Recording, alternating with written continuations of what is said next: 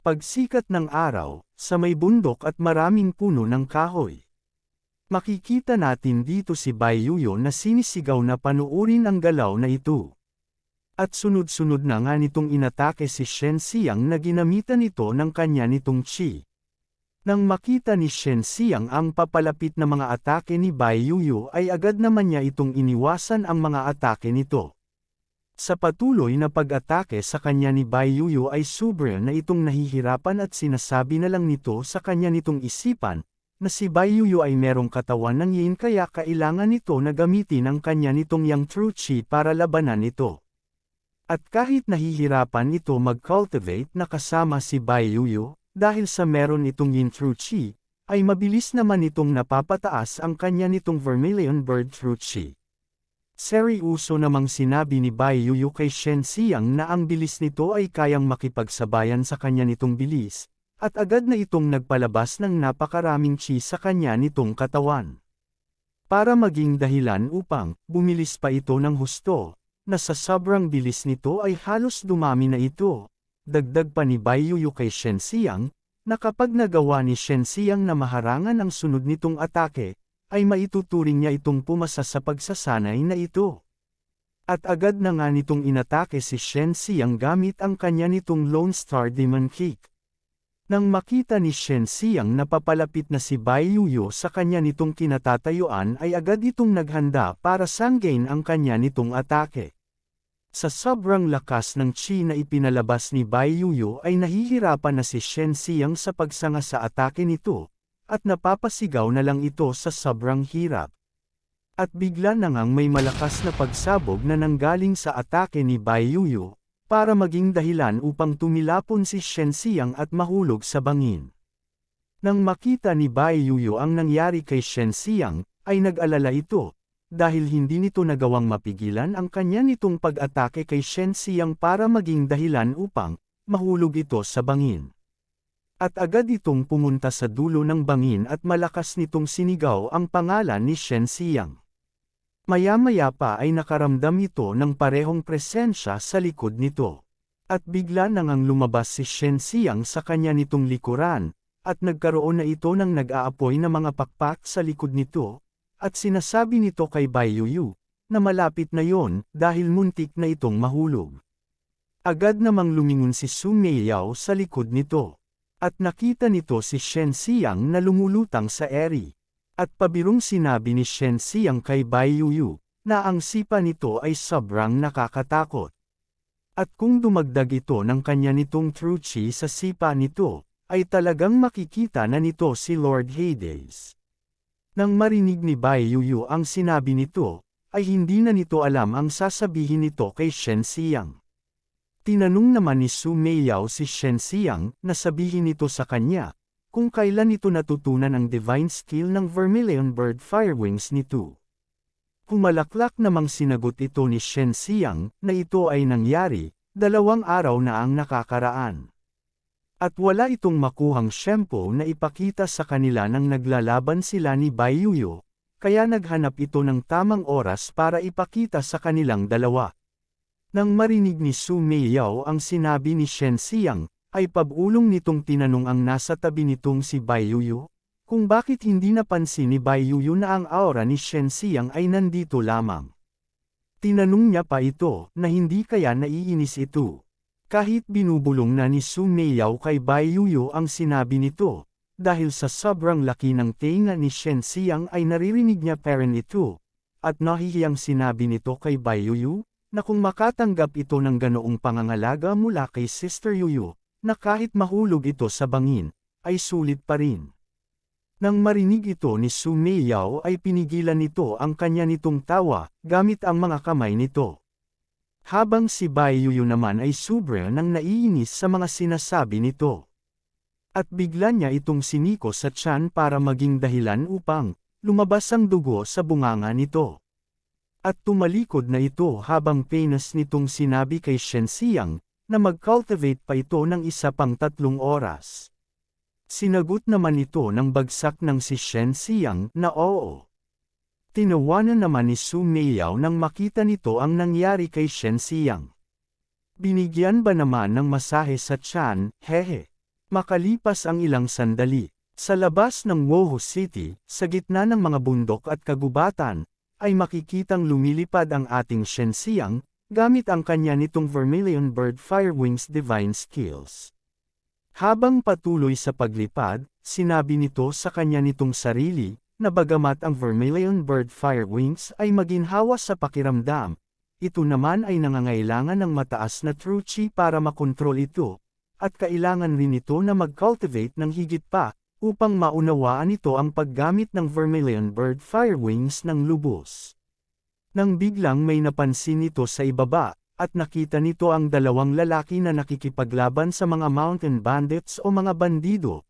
Habang nakikipaglaban malakas na tinanong ng isang lalaki ang mga mountain bandits, kung alam ba nito kung sino sila. Nang hindi pa rin tumitigil ang mga mountain bandits, ay ginamitan na ito ng lalaki ng kanya nitong true chi, para bumilis ang mga suntok nito. At mabilis nitong natatamaan ang buong katawan ng mountain bandits. Agad namang nalaman ni Shen Xiang na sila ay mga miyembro ng Zhu family, nang makita nito ang atake ng lalaki, na Flowing Cloud Sword Technique. At agad itong lumipad papunta sa direksyon na iyon. Nang biglang tumilapon ang hawak na espada ng isang lalaki na miyembro ng Zhu family sa kanya nitong kamay, sa sobrang lakas ng hampas ng mountain bandits, ay nanginag ang kamay nito. Sinabi naman ng mountain bandits sa lalaki na wala silang pakialam kung sino man ito. Dahil ngayon ay nanakawan nila ito.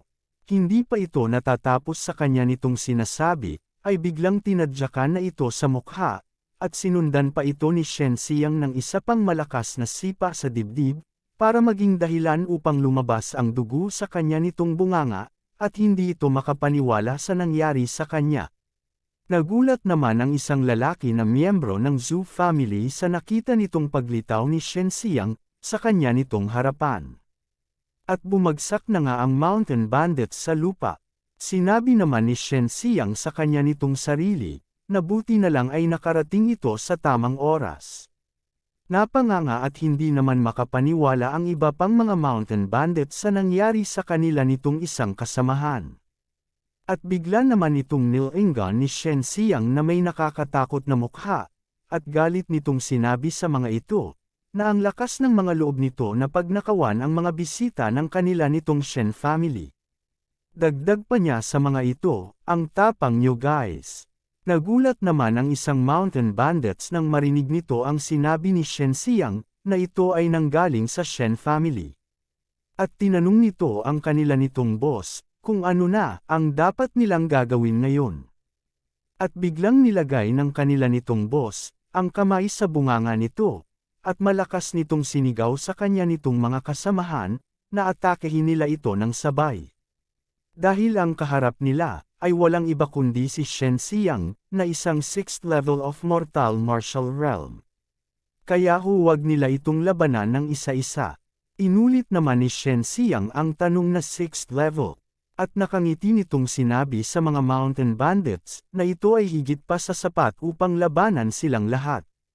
At ginamit na nga nito ang kanya nitong true chi, upang lumikha ng isang sandata na letigo. At sinabi ni Shen Xiang sa mga ito, na subukan ng mga ito ang kanya nitong White Tiger Whip. At agad na nga itong sinugod ng mga mountain bandits habang sumisigaw ito na mamatay na si Shen Xiang. Natutuwa naman si Shen Xiang nang makita nito, na pasugod na ang mga mountain bandits sa kanya, at malakas nitong sinabi sa kanila, na bantayan ng mga ito ang kanya nitong ginawang letigo.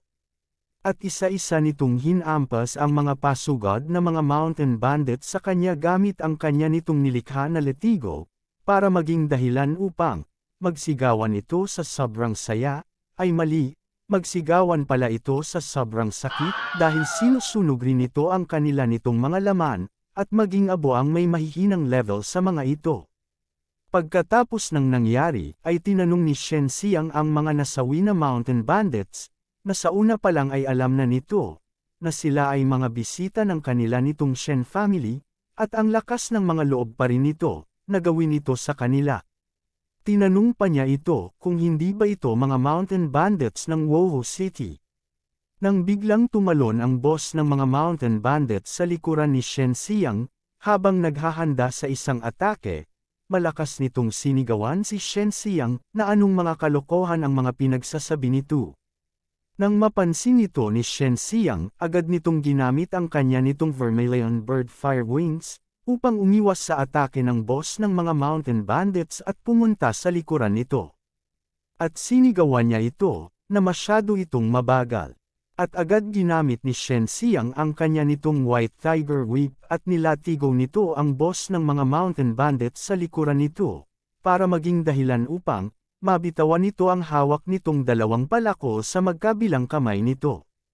At agad itong pumunta sa kanya nitong mga kasamahan, habang nag-aapoy ang likuran nito, ay malakas nitong sinabi, na masyado nitong minaliit ang lakas ni Shen Xiang, at hindi ito mananalo, kahit na tumagal pa ang labang ito. At malakas nitong sinabi sa kanya nitong mga kasamahan, na kailangan na nilang umatras. Kahit abala ang dalawa sa pagbuhos ng tubig, sa mga umuusok nitong mga ulo. Agad itong tumalikod at paspas itong tumakbo, sa sobrang bilis ng mga mountain bandits sa pagtakbo, ay parang malakas na pagsabog ang mga dinadaanan nito.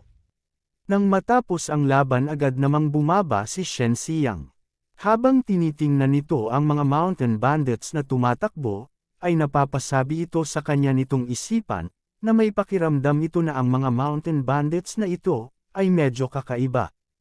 At mas mabuting huwag niya na itong habulin. Habang abala sa iniisip nito, agad namang lumapit ang dalawang lalaki na miyembro ng Zhou family, agad naman itong napansin ni Shen Xiang, at tinanong ito ng isang lalaki, na kung siya ba ay si Young Master Shen Xiang. At agad nitong pinakilala ang kanya nitong sarili, na siya ay si Zhu Ming. At nagpakilala naman ang isang kasama nito, na siya naman ay si Zhu Jiliang. At nagpasalamat ito kay Shen Xiang, sa pagligtas sa kanila. Nahihiya namang sinabi ni Zhu Jiliang, na hindi ito mahusay pagdating sa cultivating, kaya muntik na itong matalo ng mga mountain bandits sa laban nito. Dagdag pa nito, kung malaman ito ng iba, ang kanila nitong Zhou family ay magiging kahihiyan sa mga tao, dahil sa natalo ito sa laban sa mga mountain bandits. Agad namang sinabi ni Shen Xiang sa lalaki, habang turo-turo nito ang direksyon ng mga nagsitakbuhang mga mountain bandits, na nangangamba ito na baka ang mga taong iyon, ay hindi ito mga ordinaryong mga mountain bandits. Nang marinig ito ni Zhu Ming na miyembro ng Zhou family, tinanong nito si Shen Xiang, kung bakit nasabi nito na hindi ito mga ordinaryong mga mountain bandits. Agad naman itong ipinaliwanag ni Shen Xiang sa lalaki ng Zhou family, na base sa laban ngayon lang, ang pinuno ng mga mountain bandits, ay meron itong hindi bababa sa lakas ng isang 6th level of the mortal martial realm. Dagdag pa ni Shen Xiang, kina Zhu Jiliang at Zhu Ming, na sa kanila nitong pananaw, ilan ang mga mountain bandits sa buong Wowo City na merong 6th level of the mortal martial realm. At ilang mga mountain bandits ang personal na lalabas para magnakaw sa mga bahay. Hindi naman ito masyadong naintindihan ni Zhu Jiliang at Zhu Ming. Kaya tinanong ni Zhu Jiliang si Shen Xiang, na kung gayon, ano ang ibig sabihin ni Shen Xiang. Tumawa naman si Shen Xiang at sinabi nito kina Zhu Jiliang at Zhu Ming na hindi pa ito sigurado ngayon. Pero nakakasigurado ito, na kahit anumang mangyari, ay hindi na ito masasaktan sa kanila nitong Shen family na teritoryo. Tumawa naman sina Zhu Jiliang at Zhu Ming sa sinabi ni Shen Xiang. At sinabi ni Shen Xiang kina Zhu Jiliang at Zhu Ming na sumama ito sa kanya. At sinimulan na nga nila nitong maglakad. Makalipas ang ilang sandali, habang palubog na ang araw. Patuloy pa rin sa paglalakad sina Shen Xiang, at ang dalawang miyembro ng Zhou family, na sina Zhu Jiliang at Zhu Ming. Sinabi naman ni Zhu Jiliang kay Shen Xiang, na ang ganda talaga ng pananaw ni Xian Xian. At natutuwang sinabi ni Zhu Jiliang, na si Brother Shen ay hindi lamang nakahihigit sa lakas, ngunit ang kanya din itong isip ay napakatalas din. At bigla nitong nilabas ang isang kaperasong papel, at hiningi nito ang autograph ni Shen Xiang. Nahihiya naman si Shen Xiang sa sinabi ni Zhu Jiliang sa kanya. Sinabi naman ni Zhu Ming na mas mahusay si Shen Xiang kaysa sa babaeng Yao Tianhua na mula sa Yao family. Nilaingan naman ni Shen Xiang si Zhu Ming matapos nitong marinig ang sinabi nito. At tinanong nito si Zhu Ming kung ang tinutukoy ba nito ay si Yao Tianhua. Habang tinatago pa ni Zhu Ming ang isang kaperasong papel na may lamang autograph ni Shen Xiang. At tinanong nito si Shen Xiang na kung hindi ba nito alam na si Yao Tianhua ay pandak at mahina, at noong bata pa ito ay tinatrato na parang isang babae. Pinakinggan lang naman ni Shen Xiang ang mga sinabi nito. Napabuntong hininga naman si Zhu Jiliang nang marinig niya ito. At sinabi ni Zhu Jiliang na kung gusto ba ni Yao Tianhua na pakasalan ang kanila nitong miyembro ng Zhu family na si Xian Xian. Ang isang pangit na palaka ay nangangarap na kumain ng karne ng sisni o swan. Nang marinig ito ni Shen Xiang ay napabuntong hininga na lang ito. At nagpatuloy na lang silang tatlo sa paglalakad. Ang ibig sabihin ng sinabi ni Zhu Jiliang ay parang ang isang pangit at mahinang na si Yao Tianhua ay nangangarap na makasal sa isang maganda at kaakit-akit na si Xian Xian. Nang biglang may isang karwahe na huminto sa kanila nitong harapan na nagbigay pansin sa kanilang tatlo. At biglang may nagsalita na dumating na siya. Nang biglang may lumabas na isang espada sa bintana ng karwahe. At inatake nito silang tatlo, agad namang naghanda sina Zhu Jiliang at Zhu Ming nang makita nito ang papalapit na espada. Habang si Shen Xiang naman ay nakatayo lang sa kanila nitong gitna. At bigla itong sinalo ni Shen Xiang ang isang espada na paparating sa kanila, gamit lamang ang kanya nitong kaliwang kamay. Habang sina Zhu Jiliang at Zhu Ming ay hindi makapaniwala sa lakas ng bagzo ng hangin na nanggaling sa atake na iyon. At biglang may malakas na tinig na nanggaling sa loob ng karwahe na gumamit ng sound skills, at sinabi nito sa kanilang tatlo na magpakilala ito kaagad. Kasi kung hindi, ay huwag itong sisihin sa pagiging walang galang sa kanilang tatlo. Nakangiti namang nagpakilala si Shen Xiang at siya ay mula sa Shen family. At ginamit rin ni Shen Xiang ang kanya rin nitong sound skill at tinanong nito kung sino ka. Ang lakas ng loob mong gumawa ng gulo sa Wuhu City. Nagalit naman ang isang tao sa loob ng karwahe kay Shen Xiang. At biglang lumabas ang isang lalaki sa bintana ng karwahe at tinanong nito si Shen Xiang na alam ni Shen Xiang na ito ang karwahe ng Yao family, at ang lakas ng loob pa rin itong magsalita ng nakakagalit sa kanila.